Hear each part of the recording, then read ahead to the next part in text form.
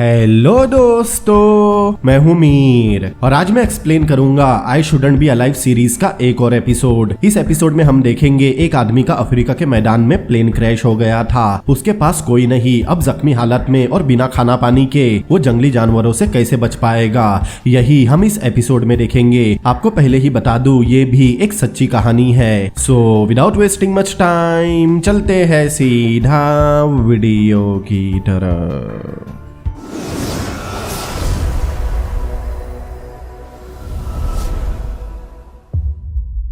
ये कहानी शुरू होती है अफ्रीका के जिम्बाब्वे देश में मौजूद हवांग नेशनल पार्क से।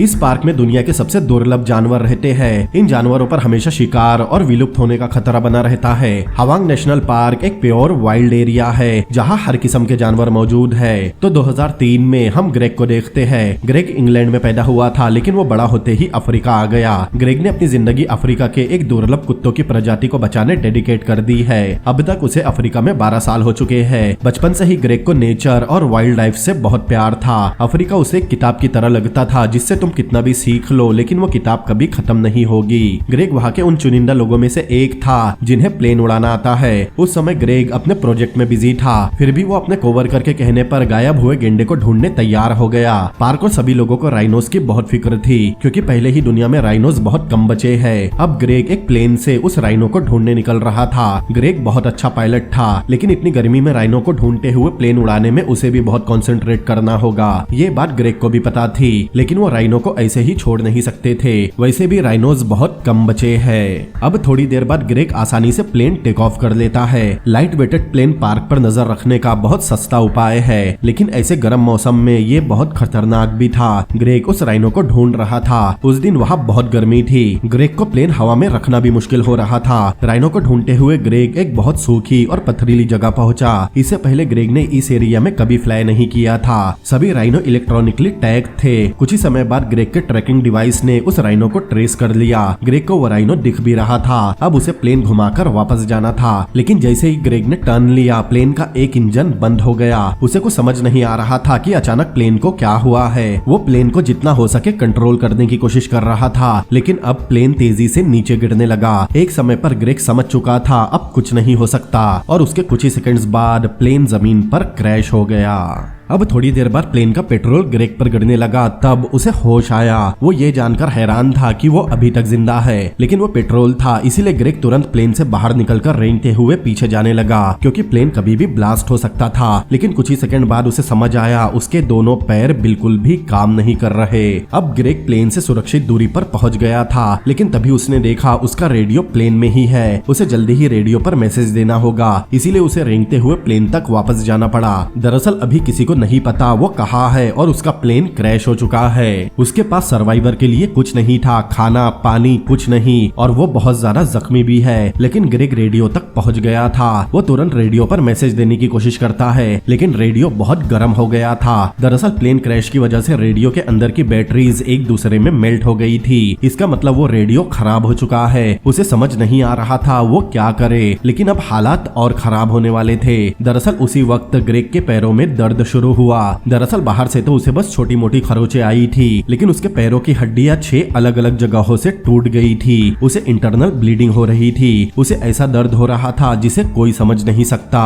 उसे लग रहा था जैसे उसके पैर ब्लास्ट हो जाएंगे, लेकिन इतने दर्द में भी उसे पता था उसे ही सब हैंडल करना होगा। अगर उसने कुछ नहीं किया तो उसका बचना नामुमकिन है। उसने अपने आसपास देखा, तब उसे समझ आया यहाँ वो बिल्कुल अकेला है। अब सुबह के 9 बजे है। उसे क्रैश हुए 1 घंटा हो चुका था। वो अभी रोड से 27 किलोमीटर दूर है। जब तक किसी को पता चलेगा उसके साथ क्या हुआ है, शायद तब तक ग्रेग जिंदा न बचे, क्योंकि अफ्रीका की गर्म धूप उसे जला सकती है। अगर वो धूप से बच भी गया, तब भी वो जंगली जानवरों के बीच है। जैसे ही रात होगी, बहुत सारे जानवर शिकार पर निकलेंगे, और ग्रेग तो उनके लिए बहुत आसान शिकार होगा, क्योंकि उसके लिए तो चलना भी मुश्किल है। लेकिन इन सबसे पहले उसे अपने टूटे हुए पैरों के बारे में सोचना होगा। उसे सबसे ज्यादा दर्द पैरों के पंजों में हो रहा था क्योंकि उसने बहुत मजबूत बूट पहने थे जिससे उसके पैर सूज नहीं पा रहे। उसे अपने बूट उतारने होंगे जो उसके लिए नेक्स्ट टू इम्पॉसिबल है, लेकिन उसने अपने बूट नहीं उतारे तो उसे गैंग्रीन हो सकता है। अगर उसे गैंग्रीन हो गया तो उसके दोनों पैर काटने पड़ेंगे, लेकिन उसे अभी भी बहुत दर्द हो रहा था। तब उसने देखा उसके पीछे एक पेड़ है। ग्रेग ने सोचा अगर वो उस पेड़ तक पहुंच गया तो उस पेड़ से टिककर शायद किसी तरह वो अपने बूट उतार सकता है। उसे किसी भी तरह दर्द को रोकना था, इसीलिए इतने दर्द में भी उसने किसी तरह पीछे खिसकना शुरू किया। लेकिन आज किस्मत ग्रेग पर बहुत ज्यादा नाराज थी क्योंकि जिस पेड़ पर वो टिका था वो एक कांटों का झाड़ था। कांटे उसकी पीठ में चुभ गए, लेकिन तब उसे समझ आया ये कांटों का झाड़ उसके काम आ सकता है। तब उसने उस पेड़ की एक डांडी तोड़ी ताकि कांटों की मदद से वो अपनी बूट की लेस खोल सके। लेकिन इतने दर्द में ये काम कर पाना आसान नहीं होगा क्योंकि गलती से उसने बूट की लेस का गलत सिरा खींच दिया तो लेस में बहुत मजबूत गांठ पड़ जाएगी जिसे खोल पाना उसके लिए नामुमकिन होगा। मतलब एक गांठ पर उसकी जिंदगी टिकी है। लेकिन किसी तरह ग्रेग ने एक पैर की लेस खोल ली, फिर उसके बाद दूसरे पैर की भी, लेकिन लेस खोलने से भी कुछ नहीं हुआ। उसका जरा भी दर्द कम नहीं हुआ था क्योंकि पंजों में सूजन होने की वजह से बूट उसके पैरों में बहुत टाइट हो गए थे।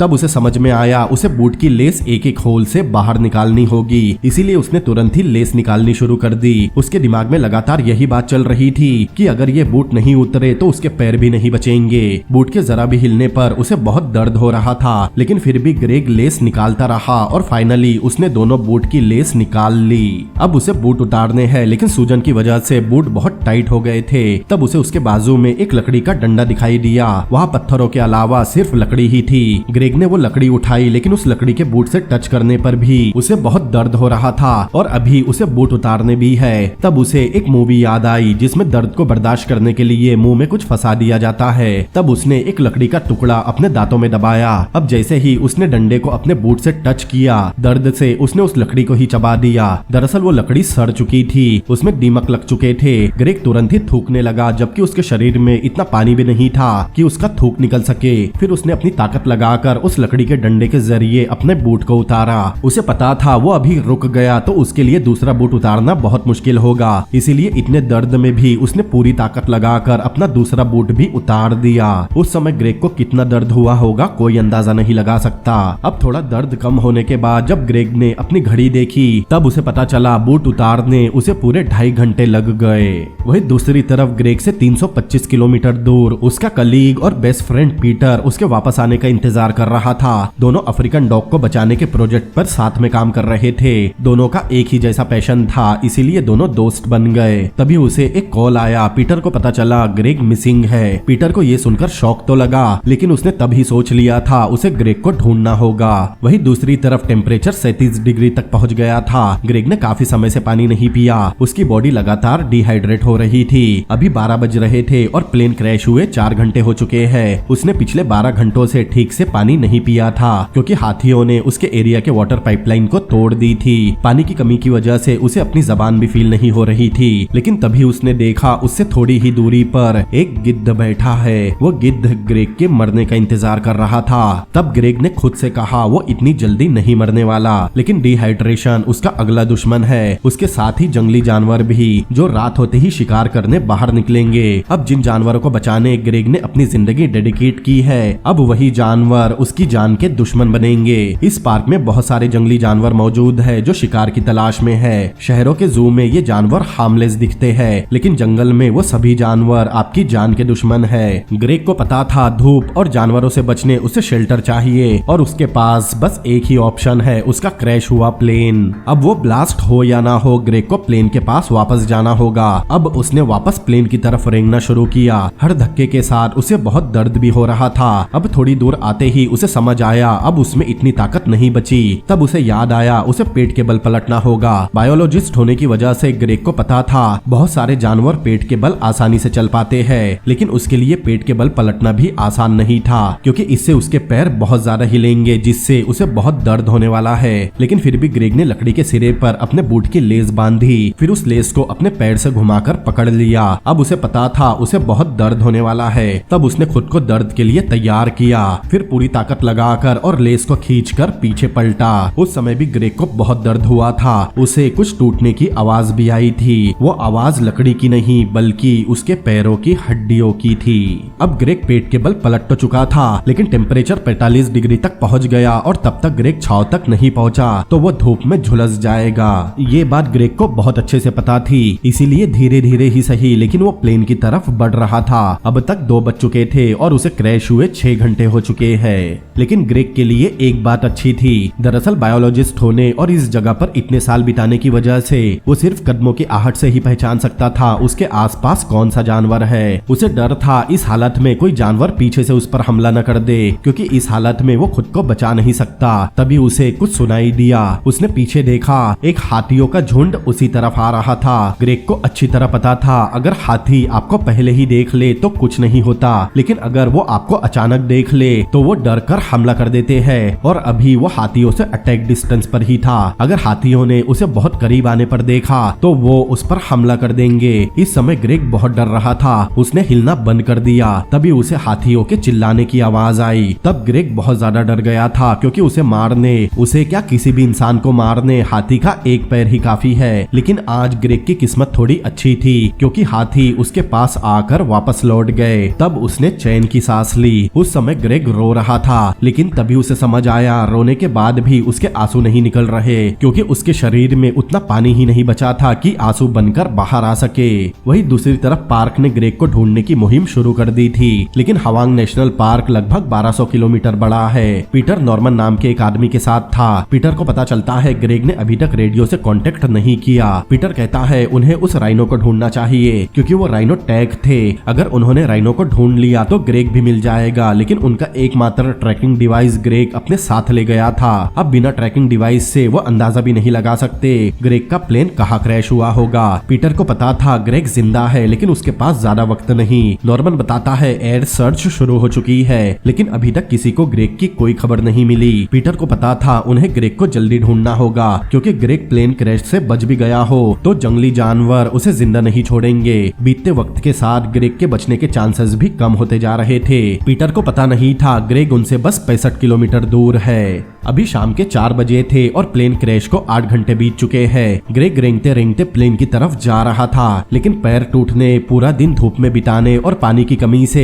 ग्रेग की हालत खराब होती जा रही थी। लेकिन इतनी मुश्किलों के बाद भी ग्रेग प्लेन तक पहुंच गया था, जहां पर छाव थी। तभी उसे महसूस हुआ उसके होठ रबर की तरह हो गए हैं। जैसे ही उसने अपने होठों को हाथ लगाया, उसके होठों की चमड़ी उखड़कर उसके गले में पहुंच गई। ग्रेग ने तुरंत ही थूकना शुरू कर दिया, क्योंकि उसने अपने ही होठ निगल लिए थे। लेकिन अभी उसे पता नहीं था कोई उसके करीब आ रहा है। तभी उसे पैरों की आवाज आई। उन पैरों की आवाज से ग्रेग समझ चुका था वो लायन मतलब शेर है, जो उसकी ही तरफ बढ़ रहा है। तब ग्रेग ने बहुत ध्यान से उसके पैरों की आवाज सुनना शुरू कर दिया। शेर उसके करीब आ रहा था, लेकिन कुछ देर बाद एक आवाज से उसे समझ आया वो फीमेल शेर है। लेकिन बायोलॉजिस्ट होने की वजह से ग्रेग को जंगली जानवर से बचने का तरीका पता था। दरअसल जंगली जानवर एकदम से आने वाली तेज आवाज से डरते हैं। अब शेरनी उसके करीब आ रही थी। ग्रेग को पता था उसे सही समय और शेरनी के सही दूरी पर होने पर तेज आवाज करनी होगी। उसके पास बचने का बस यही एक रास्ता है। अब जैसे ही उसने शेरनी को देखा, उसने तुरंत एक डंडे से प्लेन को मारना शुरू कर दिया। तब उस आवाज से शेरनी वहां से दूर हट गई। फिर वापस आवाज करने पर शेरनी वहां से दूर भाग गई। तो इस तरह सही टाइमिंग और शांत रहकर ग्रेग ने खुद को शेर से बचाया था। दूसरी तरफ शाम होने की वजह से ग्रेग को ढूंढने वाले प्लेन को वापस आना पड़ा, क्योंकि प्लेन रात में ग्रेग को ढूंढ नहीं सकता। वहीं नीचे ग्रेग को उस प्लेन की आवाज आई थी। प्लेन की आवाज सुनकर ग्रेग बहुत एक्साइटेड हो रहा था। वो प्लेन को आवाज देने चिल्लाने लगा, लेकिन धीरे धीरे प्लेन की आवाज दूर जाने लगी और सब कुछ पहले की तरह शांत हो गया। ग्रेग को काफी निराशा हो रही थी, क्योंकि उसे भी पता था अब सुबह होने से पहले कुछ नहीं हो सकता। लेकिन उसका सुबह तक बच पाना बहुत मुश्किल है, क्योंकि जंगल दिन में जितना खतरनाक होता है रात में उससे कई गुना ज्यादा खतरनाक हो जाता है। अब 6 बज चुके थे और प्लेन क्रैश को 10 घंटे हो चुके हैं। पीटर और नॉर्मन बेस पर वापस लौटते हैं, लेकिन पीटर का दिल नहीं माना था। इसीलिए वापस आने के बाद भी पीटर फिर से ग्रेग को ढूंढने जाने लगता है। नॉर्मन समझाता है वो अंधेरे में ग्रेग को ढूंढ नहीं सकता, लेकिन पीटर नहीं मानता। वो कार लेकर ग्रेग को ढूंढने निकल जाता है। दूसरी तरफ ग्रेग पूरी तरह टूट चुका था। उसे समझ नहीं आ रहा था वो इतनी कोशिश किस लिए कर रहा है, क्योंकि उसके बचने की उम्मीद बहुत कम है। हो सकता है वो कल सुबह का सूरज भी न देख पाए। इस तरफ पीटर भी बहुत परेशान था। उसे खुद पर बहुत गुस्सा आ रहा था, क्योंकि वो चाहकर भी कुछ नहीं कर पा रहा। उसने कुछ लोगों को बात करते हुए सुना था कि ग्रेग अब तक मर चुका होगा, लेकिन पीटर को पता था ग्रेग कभी हार नहीं मानता। दूसरी तरफ ग्रेग अपनी जिंदगी के बारे में सोच रहा था, क्योंकि उसने एक बहुत अच्छी जिंदगी जी है। उसका जो पैशन था उसने वही किया। ये सब सोचने की वजह से ग्रेग को बहुत सुकून महसूस हुआ। अब उसे मौत से भी डर नहीं लग रहा था। तभी उसे रियलाइज हुआ वो अभी जिंदा रहने की कोशिश कर सकता है या फिर खुद को बिना कोशिश करे मरने के लिए छोड़ सकता है। तब उसे अपने डॉग्स की याद आई। उन अफ्रीकन डॉग्स को बचाने के प्रोजेक्ट पर ही वो काम कर रहा था। तब ग्रेग को याद आया वो उन डॉग्स के लिए और भी बहुत कुछ कर सकता है। उन डॉग्स के बारे में सोचते ही ग्रेग के अंदर जिंदा रहने की एक नई उम्मीद जागी। अब उसे जिंदा रहना था और जिंदा रहने उसे रात भर लड़ना होगा। अगर वो मरेगा भी तो कोशिश करते हुए मरेगा। अब रात हो गई। रात में जंगली जानवर शिकार करने निकलेंगे। दूसरी तरफ पीटर को ग्रेग के लिए बहुत डर लग रहा था, क्योंकि दुनिया में कोई भी, यहाँ तक कि ग्रेग भी, अफ्रीका में उस जगह रात बिताने की बजाय मरना पसंद करेगा।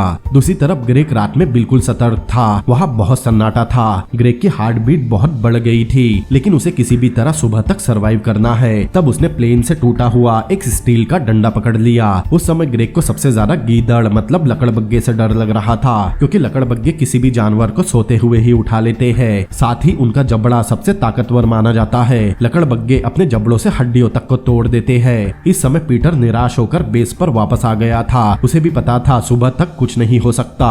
थोड़ी देर बाद नॉर्मन पीटर से कहता है पायलट कल ग्रेग को ढूंढने से मना कर रहा है, क्योंकि ऐसी जगह कोई भी जिंदा नहीं बच सकता। एक तो प्लेन क्रैश होना, फिर अफ्रीका के इस जंगल में रात भर बच पाना नामुमकिन है। इसीलिए ग्रेग को ढूंढने जाना पॉइंटलेस होगा। लेकिन पीटर नहीं मानता। उसे पता है ग्रेग कभी गिव अप नहीं करता, वो अभी भी जिंदा है। अब पीटर के जिद करने पर नॉर्मन पायलट से बात करेगा कि कल सुबह होते ही वो ग्रेग को ढूंढने निकल जाए। अब सुबह के 4 बज रहे थे। प्लेन क्रैश को 20 घंटे हो चुके हैं। ग्रेग अभी तक जाग रहा था। उसे सोने से भी डर लग रहा था, क्योंकि उसे पता है वो सोया तो वापस जागेगा नहीं। थोड़ी देर बाद ग्रेग का सबसे बड़ा डर सच होने वाला था। दरअसल उसे सुनाई दिया कोई जानवर उसी तरफ आ रहा है। अब उसके पैरों की आवाज से ग्रेग समझ चुका था वो लकड़बग्गा ही है, और लकड़बग्गे हमेशा पीछे से ही हमला करते हैं, और पीछे से ग्रेग खुद को बचा नहीं सकता।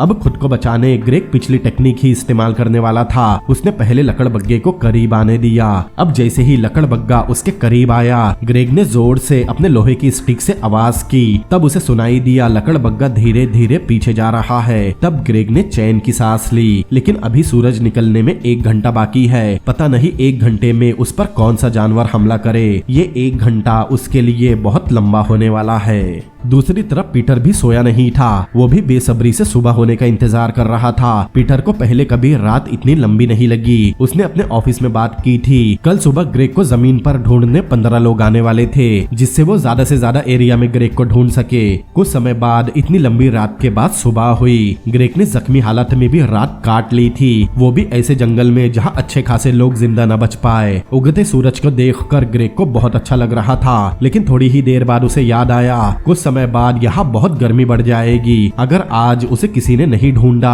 तो कल सुबह तक वो बचेगा नहीं। अब सुबह 7 बजे और प्लेन क्रैश के 23 घंटों बाद एक प्लेन फिर से ग्रेग को ढूंढने निकला। अब वो ग्रेग को सिस्टमेटिकली ढूंढने वाले थे, जैसे ग्रेग राइनो को ढूंढने कहा जा सकता है। और पीटर के कहने पर नॉर्मन भी उस प्लेन में था। पीटर ने नॉर्मन को उस प्लेन में जाने इसीलिए कहा था क्योंकि नॉर्मन उस इलाके को बहुत अच्छे से जानता है, और ग्रेग को कोई ढूंढ सकता है तो वो सिर्फ नॉर्मन ही है। वही जमीन पर ग्रेग को ढूंढ रही टीम गलत दिशा में जा रही थी। ग्रेग को गायब हुए लगभग 24 घंटे होने वाले थे। अब उनके लिए एक एक मिनट भी कीमती था। ग्रेग अपने प्लेन में मौजूद जीपीएस को देखता है। वो जीपीएस मैसेज तो नहीं भेज रहा था, लेकिन हर बार ऑन करने पर टाइमिंग रिकॉर्ड कर रहा था। तब ग्रेग को लगा अगर उसके मरने के बस कुछ समय बाद लोग ढूंढते हुए उसे वहां आए और उन्होंने जीपीएस में देखा कि ग्रेग 10 मिनट पहले तक जिंदा था, तो उन लोगों को बहुत गिल्ट होगा कि वो थोड़ा जल्दी करते तो शायद उसे बचा सकते थे। इसीलिए ग्रेग ने जीपीएस बंद कर दिया, क्योंकि वो उन लोगों को इतने बड़े गिल्ट में डालना नहीं चाहता था।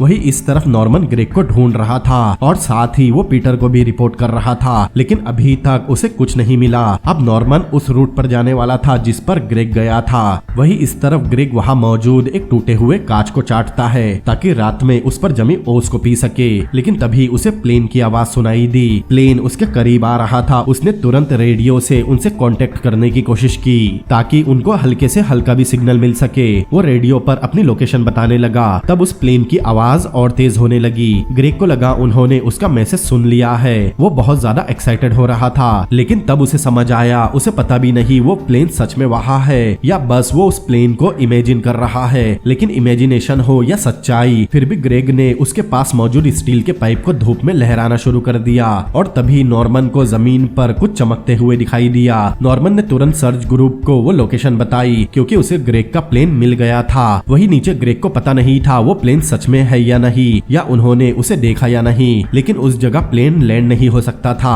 इसीलिए नॉर्मन वापस लौट रहा था क्योंकि उसे वहाँ जमीनी रास्ते से आना होगा। पीटर को भी पता चल चुका था ग्रेग का प्लेन मिल चुका है, लेकिन वो अभी ज्यादा खुश नहीं था क्योंकि किसी को पता नहीं ग्रेग जिंदा है या उन्हें वहाँ उसकी लाश मिलेगी। बेस पर पहुंचकर नॉर्मन ने तुरंत पीटर को वो लोकेशन बताई, लेकिन नॉर्मन पीटर को वहाँ आने से मना कर रहा था क्योंकि उसने वहाँ ग्रेग को नहीं देखा। हो सकता है वो मर चुका हो, लेकिन फिर भी पीटर को ग्रेग को देखना है, इसीलिए वो सब तुरंत उस जगह जाने निकलते हैं। वही दूसरी तरफ अब ग्रेग की नजर कमजोर हो रही थी। अब उसे धुंधला दिख रहा था। तभी उसे किसी के चलने की आवाज आई। उसने देखा सामने पीटर और नॉर्मन आ रहे हैं। ग्रेग को देखते ही पीटर और बाकी सब उसकी तरफ दौड़े। सबने देखा ग्रेग की हालत काफी खराब है, लेकिन वो अभी तक जिंदा है। उन्होंने तुरंत उसे पानी पिलाया। पीटर को देखकर ग्रेग बहुत खुश था, लेकिन उसमें इतनी भी ताकत नहीं बची थी कि वो कुछ बोल पाए। पीटर को ग्रेग पर पूरा यकीन था और उसके यकीन पर ग्रेग खरा भी उतरा। एक्सीडेंट के बाद अपने पैर बचाने ग्रेग को 100 से ज्यादा ऑपरेशन करवाने पड़े और अपनी हिम्मत और विल पावर की वजह से